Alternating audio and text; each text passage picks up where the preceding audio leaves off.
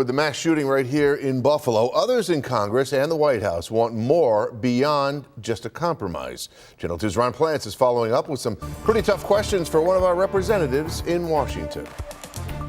From the halls of Congress, the Senate Majority Leader today touting this agreement between Democrats and Republicans, which calls for deeper background checks for anyone under age 21 to buy a gun, grants for states to introduce red flag laws, and more funding for mental health and school security upgrades. Today's agreement is a good first step to ending the persistent inaction to gun violence that has plagued our nation, terrorized our children. Schumer did point out it's only a first step. Some Democrats, though, more dismissive. It's a hopeful sign.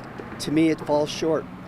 Not to have comprehensive background checks and a ban on assault weapons falls considerably short from what we need. Of course, this Senate deal has some background check language. However, Higgins is skeptical. It sounds better, but I'm more concerned about what it does in practice. Because when you say it, what's the definition of expansion? Who does it include? Who doesn't it include? As for the assault weapons ban, it was not even in what was called a sweeping reform House-passed package from last week, though that measure, which is not expected to clear the Senate, did raise the age to 21 to purchase such a weapon. The Senate measure does provide a push to help states develop their own red flag laws, which apparently here in New York did not stop the Buffalo shooter, who underwent a state police and psychiatric evaluation for a high school threat that was stiffened recently in the state. Then on to mental health funding, which this act calls for. Higgins maintains, though, gun access is a bigger issue.